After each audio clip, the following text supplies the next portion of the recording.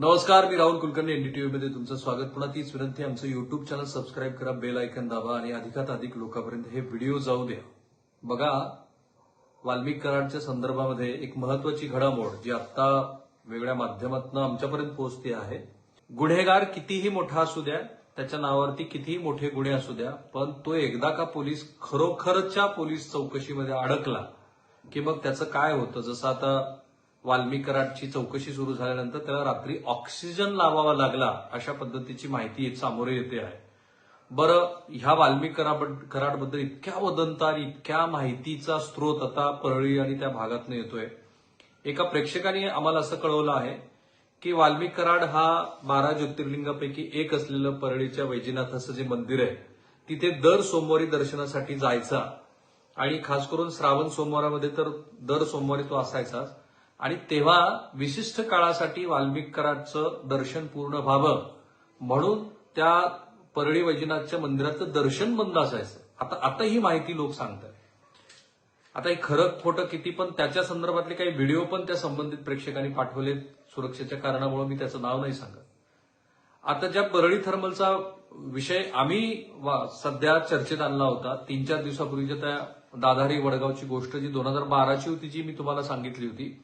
आता त्या fly ash बद्दल इतक्या नव्या गोष्टी येतात की फ्लाय ऍशचं टेंडर हे 15-16 कंपन्यांना दिलं होतं, परंतु एकही कंपनी किंवा त्याचे अधिकारी हे त्या परळी थर्मलच्या ऑफिसमध्ये जात नव्हते. ही गोष्ट आहे. त्याच्यानंतर वाल्मिक कराडच्या संदर्भातनं इतक्या वेगवेगळ्या गोष्टी, म्हणजे केसमधनं अमक्याचं अपहरण झालं होतं, तमक्याचे खून झाले होते वगैरे, अशा सगळ्या गोष्टी येत आहेत. फार कशाला, काल जेव्हा सीआयडीने वाल्मिक कराडचा जामीन होऊ नये यासाठी न्यायालयामध्ये आर्ग्युमेंट केली, कारण सरकारी पक्ष आहे तो, तर त्यांनी तेव्हा 19 गुन्ह्यांचे तपशील दिले. आता खरा प्रश्न निर्माण होतो की वाल्मिक कराडच्या संदर्भामध्ये एवढे 19 गुन्हे दाखल होईपर्यंत आणि त्याला पोलीस संरक्षण मिळेपर्यंत परळी आणि त्या परिसरातली यंत्रणा काय करत होती. आणि म्हणून असा एखादा गुन्हेगार आता जेव्हा त्याची चौकशी सुरू आहे, बरं, तो जो आरोपी आहे सुदर्शन घुले, ह्याच्या 2 नातलगांना की काय 2 साथीदारांना समोर बोलवून त्याच्या समोरासमोर वाल्मिकची चौकशी केली गेली आहे असं म्हणतात. आणि वाल्मिकचे पाय आणखी खोलात जाऊ शकतात, कारण वाल्मिकच्या अनुषंगाने काल जेव्हा सरकारी पक्षाच्या वतीनं वाल्मिकला 15 दिवसाची सीआयडी कोठडी मागितली, तेव्हा वाल्मिकचा दुर्दैवी संतोष देशमुख यांच्या खून प्रकरणातला जो सहभाग आहे त्या सहभागाबद्दलचं वाच्यता सीआयडीने केली. आणि खरोखरच मुख्यमंत्र्यांनी या संदर्भामध्ये जे सभागृहामध्ये आश्वासन दिलेलं आहे की जर वाल्मिकचा ह्या सगळ्या प्रकरणामधला सहभाग आढळून आला, आणि बाय द वे वाल्मिक हा तोपर्यंत निर्दोष आहे जोपर्यंत तो कायद्याने गुन्हेगार सिद्ध होत नाही. त्यामुळं वाल्मिक कराडला पाहण्यासाठी किती लोक केज पोलीस स्टेशनच्या बाहेर आले, त्याचं जेव्हा मेडिकल झालं तेव्हा काय नेमकं घडलं, ह्यापेक्षा वाल्मिक कराडचा जो धीर सुटत चाललाय. कारण ऑक्सिजन केव्हा लागतो, तर तुमच्या शरीरातला जो SpO2 आहे, म्हणजे तुमच्या शरीरातली रक्त पातळीतली ऑक्सिजनची पातळी, तर तो जो SpO2 असतो, तो SpO2 जेव्हा घसरतो तेव्हा तुम्हाला ऑक्सिजनची गरज पडते. म्हणजे एकतर दिसतं असं आहे की ज्या बातम्या येतात त्याप्रमाणे वाल्मिकची कसून चौकशी सुरू आहे आणि त्या चौकशीमध्ये ज्या पद्धतीनं वेगळ्या संदर्भातनं पोलीस अपेक्षित पद्धतीनं त्याला प्रश्न विचारत असतील की तुझा संतोष देशमुख खून प्रकरणातला सहभाग काय, कारण त्यांनी स्वतःच सांगितलं आहे सोशल मीडियावरती पोस्ट करून की माझा ह्या प्रकरणाशी संबंध नाहीये, केज पोलीस स्टेशनमध्ये जो गुन्हा दाखल झाला तो राजकीय कारणामुळे झाला.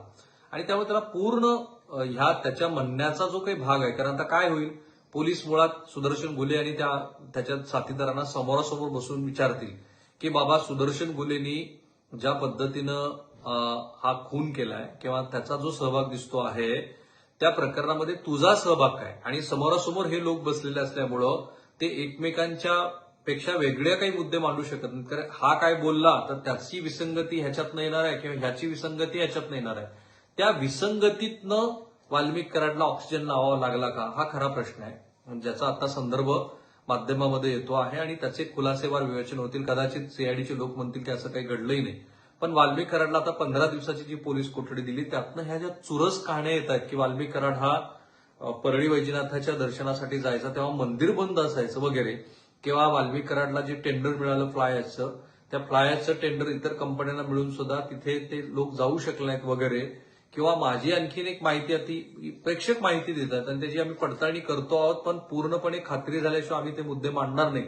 तर हे सगळे जे मुद्दे आहेत ना, ते मुद्दे कायद्याच्या चौकटीत फारसे महत्वाचे नाहीत, पण एक व्यक्ती कसा आहे, कारण स्वतः सीआयडी काय म्हणाली की वाल्मिक कराड हा जो व्यक्ती आहे, ह्या व्यक्तीची तिथे दहशत आहे आणि त्याच्या विरोधामध्ये इतके सगळे गुन्हे असल्यामुळं त्यांनी काय काय केलेलं आहे याचा आम्हाला शोध घ्यायचा आहे, म्हणून त्याला पोलीस कोठडीत द्या. ती पोलीस कोठडी आता मान्य झाली आणि मी पुन्हा म्हटलं आणि आधीही म्हटलंय की जर तुम्ही खरोखर गुन्हेगार नसाल तर तुम्ही जेव्हा पोलिसांच्या तावडीत सापडता तेव्हा भल्या भल्याची भंबेरी उडते आणि ती भंबेरी जशी आता वाल्मिक कराडची उडालेली आहे असं या बातम्यातनं दिसतंय. पुढे मुख्यमंत्र्यांनी घोषित केल्याप्रमाणे एक एसआयटी स्थापन झालेली आहे आणि त्या एसआयटीचे तपशील सुद्धा आता आमच्या हातामध्ये आहेत की ते एसआयटी कोणाची आहे, त्या एसआयटीचं मुख्य काम काय, ही एसआयटी नेमकं कामकाज काय करणार आहे आणि या एसआयटीनं हा जर तपास नीट केला तर काय होऊ शकतं, तर ऑब्व्हियसली वाल्मिक कराडचा ह्या सगळ्या प्रकरणातला जो सहभाग आहे तो सहभाग स्पष्ट होऊ शकतो. तर या एसआयटीचे प्रमुख असणार आहेत डॉक्टर बसवराज तेली. बसवराज तेली हे मला वाटतं की सांगलीमध्ये होते, त्याचे काही तपशील मी काढलेत, ते एसपी म्हणून होते, आंध्र प्रदेश केडरचे ते अधिकारी आहेत. त्यांच्या मिसेस सुद्धा आयएएस ऑफिसर आहेत, त्या सध्या सोलापूर महानगरपालिकेच्या मुख्याधिकारी किंवा त्याला तुम्ही कमिशनर म्हणा, आयुक्त आहेत त्या सध्या. तर हे बसवराज तेली हे कोण आहे, तर त्यांच्या अध्यक्षतेखाली ही 10 जणांची जी एसआयटी स्थापन झाली आहे ती महत्वाची आहे. डॉक्टर बसवराज तेली हे भारतीय पोलीस सेवा अधिकारी असून त्यांचा जन्म कर्नाटक राज्यातील बेळगाव जिल्ह्यातील रायबाग तालुक्यातील हंदीगुंद या गावात झाला. हे तपशील का महत्वाचे आहेत मी तुम्हाला सांगतो. त्यांचे 10वीपर्यंतचे शिक्षण हंदीगुंद येथेच झाले, तर महाविद्यालयीन शिक्षण बेळगावात त्यांनी पूर्ण केलं. त्यानंतर त्यांनी मंगळूर येथे एमबीबीएसची पदवी घेतली. सन 2010 मध्ये त्यांनी आंध्र प्रदेश केडरमधून भारतीय पोलीस सेवेमध्ये प्रवेश केला आणि मी जे म्हणालो की त्यांच्या मिसेस सुद्धा आयएएस ऑफिसर असल्यामुळं आपल्याकडे आयएएस आणि आयपीएस अधिकाऱ्यांना त्यांची लाईफ पार्टनर ज्या राज्यात अधिकारी आहे तर त्या राज्यात त्यांना केडर बदलून मिळतं, ती त्यांना संधी आहे. तसं काही झालं असू शकतं. महाराष्ट्रात डॉक्टर बसवराज तेली यांनी विविध पदावर काम केलेलं आहे. सांगली जिल्ह्याचे पोलीस अधीक्षक म्हणून त्यांनी कार्यभार सांभाळला होता. त्यानंतर त्यांची पदोन्नती होऊन ते पुणे येथे त्यांची बदली झालेली आहे. सांगलीमध्ये त्यांनी त्यांच्या कार्यकाळामध्ये बेसिक पोलिसिंगवरती भर दिला, स्थानिक नागरिकांशी संवाद वाढवला वगैरे. त्यांनी पुण्यामध्ये पोलीस उपायुक्त डीसीपी म्हणून पदभार स्वीकारलेला आहे. त्यांच्या नेतृत्वाखाली असलेल्या प्रत्येक जिल्ह्यामध्ये कायदा आणि सुव्यवस्था राखण्याची त्यांनी महत्वाची भूमिका बजावलेली आहे. त्यांच्या कार्यकाळातील अनुभव आणि नेतृत्वामुळे डॉक्टर बसवराज तेली हे महाराष्ट्र पोलीस दलातील एक प्रतिष्ठित अधिकारी म्हणून ओळखले जातात. ही ओळख यासाठी महत्वाची आहे की महाराष्ट्रामध्ये अनेक आयपीएस ऑफिसर्स असू शकतात, जसं श्री सचिन पाटील आहेत, ते आपल्या सांगली जिल्ह्यातले आहेत. ते पूर्वी नाशिक ग्रामीणचे पोलीस अधीक्षक होते, धाराशिवचे पण पोलीस अधीक्षक होते. तर आता बसवराज तेली हे एसआयटीचे प्रमुख आहेत. बरं, त्यांच्याबरोबर त्यांचे इतर सहकारी कोण आहेत त्याचेही तपशील आम्ही काढलेले आहेत, तेही आम्ही तुम्हाला तपशील सांगतो. प्रयत्न हाच आहे की या घटनेचा ज्या पद्धतीने श्री सुरेश धस हे मागोवा घेत आहेत, तर एक माध्यमकर्मी म्हणून जी खरोखरची गोष्ट आहे ती तुमच्यासमोर मांडायची. आणि ह्या प्रकरणामध्ये 10 जणांची जी एसआयटी टीम नेमण्यात आली त्याच्यामध्ये आयपीएस बसवराज तेली, पोलीस उपाधीक्षक अनिल गुजर, सहाय्यक पोलीस निरीक्षक विजयसिंग जोनवाल, पोलीस उपनिरीक्षक महेश विघ्ने, पोलीस उपनिरीक्षक आनंद शिंदे, सहाय्यक पोलीस उपनिरीक्षक तुळशीराम जगताप आणि मग पोलीस हवालदार मनोज वाघ, पोलीस नाईक चंद्रकांत काळकुटे, पोलीस नाईक बाळासाहेब अहंकारे, पोलीस शिपाई संतोष गिते.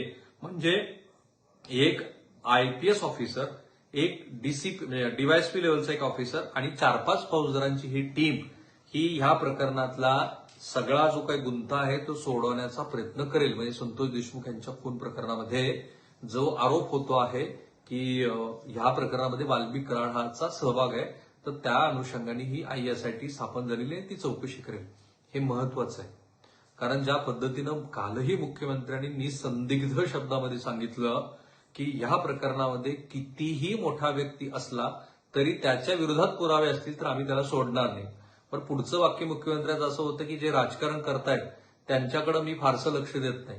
जर स्वतःच मुख्यमंत्री राजकारण करणाऱ्याकडे लक्ष देणार नसतील आणि योग्य ते पुरावे संबंधित आका आणि सोकॉल्ड त्यांच्याही आका या संदर्भामध्ये असेल, कारण आता ज्या पद्धतीनं सुरेश धस यांनी हे सगळं वातावरण महाराष्ट्रासमोर मांडलं आहे त्या पद्धतीनं आपण बघू शकतो की ह्या केसमध्ये जेवढे म्हणून आका आणि सुपर आका आहेत त्यांना ह्या तपासाच्या फेऱ्यात आणावं असा प्रयत्न सुरेश धस यांचा आहे. आणि आणखीन एक महत्वाची गोष्ट, मी 2-3 दिवस झाले सुरेश धस यांच्या मुलाखतीसाठी आम्ही त्यांच्याशी बोलत आहोत. ते सध्या मुंबईमध्ये आहेत आणि त्यांनी आम्हाला असं सांगितलं की सुरेश धस हे ह्या प्रकरणामध्ये आपले आत्ताच ज्यांनी भारतीय जनता पार्टीमध्ये प्रवेश केला आणि लोकसभेची निवडणूक लढली त्या उज्ज्वल निकम यांचा ह्या प्रकरणामध्ये सरकारी पक्षाचे वकील म्हणून सहभाग व्हावा यासाठी ते प्रयत्न करतायत. उज्ज्वल निकम हे निष्णात वकील आहेत, याबद्दल काही दुमत नाही, कारण त्यांनी अगदी कसाब सारख्याला सुद्धा फाशीची शिक्षा मिळवून दिलेली आहे. सो थांबूया आपण इथे. यातली प्रत्येक छोटी मोठी घडामोड ही महाराष्ट्रासमोर आणणं गरजेचं आहे, कारण खरोखरच महाराष्ट्रातला एखादा जिल्हा हा जर असा आपला कायदा आणि सुव्यवस्थेमुळे बिहार आणि उत्तर प्रदेशच्या लोकांना भविष्यात असं वाटू शकेल की आमचा बीड जिल्हा झालाय, तर मग त्या जिल्ह्यामध्ये समूळ उच्चाटन करण्याच्या दृष्टीनं जर सरकार प्रयत्न करत असेल तर त्यातले सगळे तपशील तुम्हाला सांगायला पाहिजेत. थांबूया आपण इथे. आमचे हे जे व्हिडिओ आहेत ते कसे वाटतात ते तुम्ही जरूर कळवा. हे व्हिडिओ लोकांपर्यंत जाऊ द्या, कारण हे लोकांपर्यंत जोपर्यंत जाणार नाही तोपर्यंत ह्यातली प्रत्येक गोष्ट आम्हाला कळणार नाही, तुम्हाला कळणार नाही. आणि त्यायोगे जे तुमचा आणि माझा संवाद सुरू आहे की तुमच्याकडनं अनेक गोष्टी येत आहेत, तर त्या गोष्टी सुद्धा तुमच्यासमोर पोहोचणार नाही. आमचं युट्यूब चॅनल सबस्क्राईब करा, बेल आयकॉन दाबा आणि शेवटपर्यंत व्हिडिओ पाहत राहा. थांबूया आपण इथे.